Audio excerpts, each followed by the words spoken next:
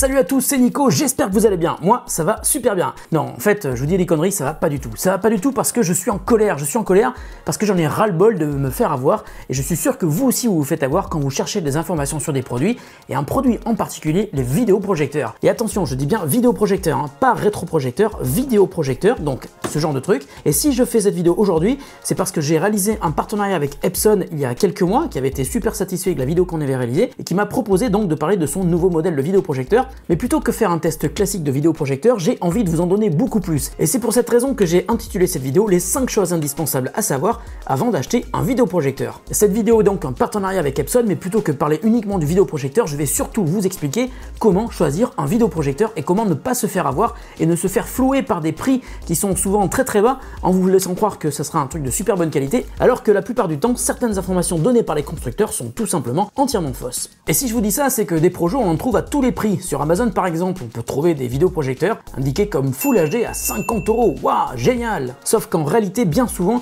et surtout à ces prix-là, c'est totalement faux. Et il faut comprendre que ce vidéoprojecteur qui est pourtant marqué Full HD 1080p n'est pas du tout 1080p Full HD. Et ça, c'est bien souvent un point commun à tous les vidéoprojecteurs que l'on trouve à moins de 100 €. Ils sont en effet capables de diffuser cette image qui est elle en 1080p, mais elle ne sera pas affichée dans cette résolution, mais uniquement dans la résolution maximum native du vidéoprojecteur en question. D'où la déception qu'on peut avoir si on dépense très peu pour un vidéoprojecteur en croyant acheter un produit de qualité. Alors ce vidéoprojecteur, donc c'est le Epson TW5650, lui il est vraiment Full HD, la matrice native est Full HD, ça veut dire qu'il est capable d'afficher une image qui fait 1920 pixels de large sur 1080 pixels de haut, et une image native en 1080p, donc en Full HD, on en trouve à peu près partout aujourd'hui, par exemple sur un Blu-ray, mais ça peut être aussi sur votre ordinateur si vous lisez une vidéo depuis YouTube ou un fichier vidéo qui est stocké sur votre ordinateur, ça peut être aussi tout simplement depuis votre box opérateur avec des boutiques de VOD ou de SVOD, et puis il y a aussi le fait de pouvoir jouer en Full HD depuis votre console, que ce soit une PS3, PS4, Xbox One ou même autre console qui n'existe pas encore au moment où vous regardez cette vidéo.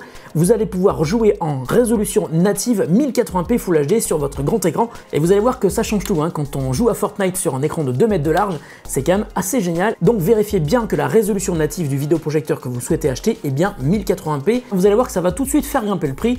Vous aurez à mon avis du mal à trouver un vidéoprojecteur qui sera réellement 1080p Full HD natif à moins de 400 ou 500 €. Alors maintenant, je vais vous parler de la deuxième fonctionnalité qui est pour moi indispensable dans un vidéoprojecteur, c'est la correction de trapèze et le lens shift. Oh là là, Nico, ça commence à être compliqué ce que tu racontes. Mais non, pas du tout, c'est pas compliqué et en plus, c'est super utile, voire même indispensable suivant la configuration de votre pièce. Je vous explique. On n'a pas toujours la possibilité de placer un vidéoprojecteur pile en face de son mur et pile à la bonne hauteur. Ça, évidemment, on peut le faire dans une salle dédiée, mais bon, on va pas se leurrer, la plupart des gens utilisent un vidéoprojecteur dans leur chambre ou dans leur salon, et à cet endroit-là, on n'a pas toujours la possibilité de mettre le vidéoprojecteur pile en face. Alors, le lens shift, c'est une fonctionnalité qui s'active depuis ce petit bouton ici et qui permet de lever ou de descendre la lentille, tout simplement pour afficher une image plus en haut ou plus en bas par rapport à l'endroit où se trouve le vidéoprojecteur. Ça, c'est le lens shift, mais il y a encore une autre fonctionnalité qui est aussi géniale et qui pour moi est tout aussi indispensable, c'est le keystone ou correction de trapèze.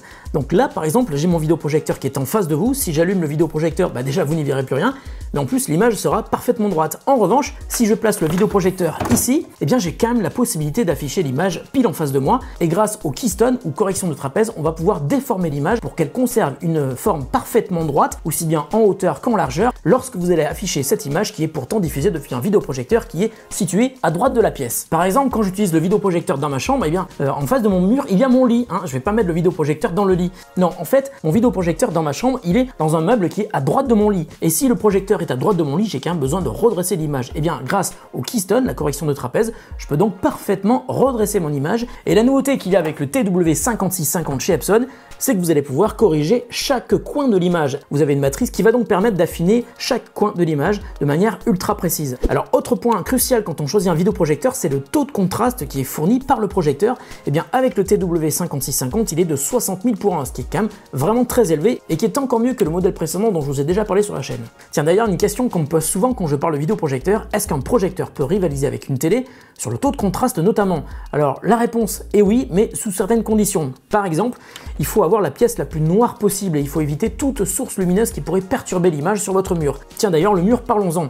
pouvez très bien diffuser sur un mur. Attention, il faut qu'il soit blanc et il faut pas qu'il soit en crépi. S'il est en crépi, c'est un peu dégueulasse et l'image ne sera pas très belle. Donc à partir du moment où vous pouvez faire l'obscurité totale dans la pièce et que vous avez un bel écran ou un mur très blanc et très lisse, eh bien préparez-vous pour avoir des sensations à peu près comme au cinéma. Et le contraste, c'est super important, hein. C'est ça qui vous permet d'avoir des noirs bien noirs, mais aussi d'avoir un respect de toutes les autres couleurs qui soit le plus proche possible de ce que la personne qui a filmé souhaite que vous voyez à l'écran. Et c'est d'ailleurs sur ce point que les vidéoprojecteurs low cost se cassent la gueule le plus rapidement possible, hein. Les contrastes sont mauvais, les couleurs ne sont pas respectées et vous avez plus trop envie de regarder un film de 2 heures, même après avoir commencé depuis 5 minutes. Alors si vous souhaitez passer à un vidéoprojecteur laser, hein, qui coûte à peu près le prix d'une petite voiture, vous pourrez afficher une image hyper contrastée sans avoir besoin de faire un noir complet. Mais bon, avant que ce genre de projecteur soit totalement accessible, on en est encore un peu loin. Alors quatrième point qui est important de regarder quand vous cherchez un vidéoprojecteur, c'est sa capacité à adapter des modes d'image par rapport à ce que vous regardez. Tiens d'ailleurs, j'en profite pour relever un petit défaut de ce vidéoprojecteur qui est le même que sur le modèle d'avant, il est assez bruyant en mode normal. Alors si vous regardez un match de foot par exemple, bien c'est pas grave, hein, parce que vous avez quand même beaucoup de bruit, donc vous ne cherchez pas le silence absolu, l'image sera éclatante mais il fera un petit peu de bruit. En revanche, si vous regardez un film, là passez en mode écho, vous allez voir que d'une part vous aurez une image qui sera beaucoup plus douce, mais surtout que le vidéoprojecteur fera beaucoup moins de bruit, on ne l'entend quasiment pas, même si vous êtes à 1 mètre de lui. D'ailleurs ça me fait penser que la dernière fois que j'ai testé un vidéoprojecteur low cost à 50 balles, à peine j'avais allumé le vidéoprojecteur que j'étais époustouflé par l'énorme bruit de ce vidéoprojecteur qui pourtant était tout petit. Alors le problème c'est que quand vous commencez à regarder un film et que vous entendez le bruit du ventilo du vidéoprojecteur, eh bien vous n'entendez que ça pendant tout le film. Si vous regardez un film, une série et que vous avez envie d'avoir une image douce mais surtout le silence absolu, eh bien passez en mode écho. D'une part l'image sera bien plus adaptée à un contenu film, mais vous verrez surtout que vous n'entendrez absolument rien pendant le film. Et ça c'est génial. Tiens, et puisqu'on parle du mode écho, outre le fait qu'il est beaucoup moins bruyant lorsque vous passez dans ce mode pour regarder un film ou une série, les lampes durent aussi beaucoup plus longtemps. En effet, la durée de vie de la lampe sur ce vidéoprojecteur est de 4500 heures et si vous passez en mode écho, ça va monter à 7500 heures. Il faut savoir qu'une lampe ça coûte environ 70 €. Faites le calcul, suivant le nombre de films que vous regardez avec votre vidéoprojecteur, la lampe pourrait vous durer environ 4 à 5 ans, voire même beaucoup plus si vous regardez un film une fois par semaine comme moi.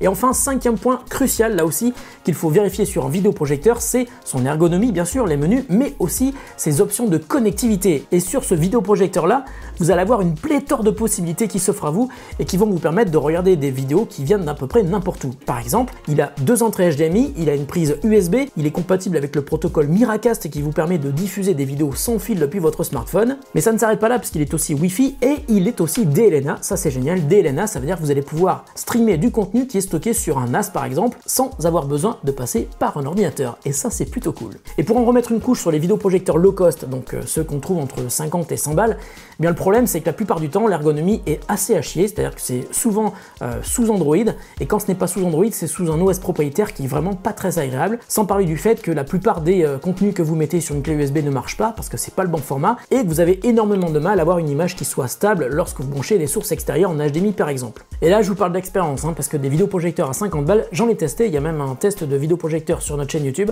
allez voir ce que ça donne et vous reviendrez vite à cette vidéo là. En résumé, regardez un contenu vidéo sur grand écran ou alors jouer sur grand écran, ça change tout et une fois que vous avez goûté à ça, vous avez du mal à revenir à une petite télé, voire même à une télé classique, hein, parce que même si vous avez une image qui est grande avec une grande télé, eh bien vous n'aurez pas une image cinéma. Avec un vidéoprojecteur de ce type là, vous aurez l'impression d'être au cinéma et si vous avez certains films que vous adorez mais que vous n'avez jamais vu au cinéma parce que vous êtes trop jeune, eh bien je suis sûr que vous serez content de vous faire votre propre séance de ciné à la maison pour voir vos films préférés sur grand écran. Alors un conseil tout de même, et vous allez voir c'est assez bizarre comme conseil de ma part, n'abusez pas du vidéoprojecteur, ne regardez pas les infos dessus, ne regardez pas la météo dessus, ne regardez pas Cyril Hanouna dessus.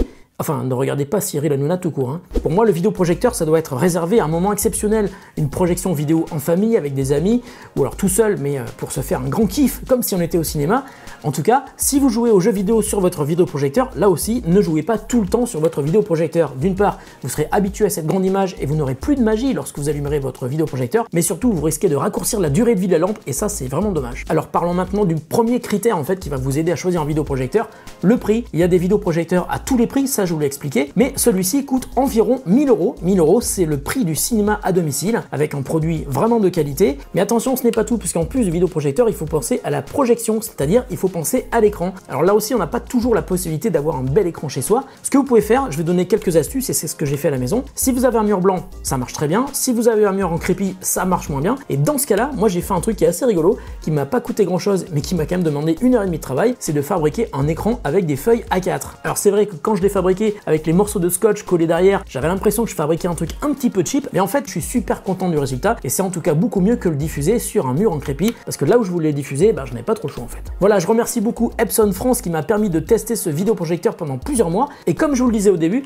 c'est une vidéo qui est en partenariat, et si vous regardez souvent ma chaîne, vous savez ce que ça veut dire. Quand je réalise une vidéo en partenariat, une de mes conditions, c'est de vous faire gagner le produit dont je parle. Ce produit-là, il est à gagner, alors c'est pas celui-là, ça sera un modèle neuf que Epson directement va vous envoyer, et pour le gagner, il va falloir suivre mon compte Twitter, je vais vous poser une question qui va parler de cette vidéo, donc évidemment il faut avoir vu cette vidéo pour savoir quelle est la réponse, et puis il va falloir relayer le message, suivre mon compte, suivre le compte de Epson France, et puis retweeter mon message. Voilà, n'hésitez pas à me poser des questions sur ce vidéoprojecteur, parce que je peux le garder encore pendant quelques temps. J'espère que cette vidéo vous a plu, qu'elle vous a permis d'y voir un peu plus clair sur le monde fantastique des vidéoprojecteurs. On se retrouve très bientôt pour une nouvelle vidéo qui n'aura sans doute rien à voir, et maintenant si vous voulez tenter de gagner le Epson TW5650, ça se passe sur mon compte Twitter. Salut à tous et à très bientôt sur The Grand Test.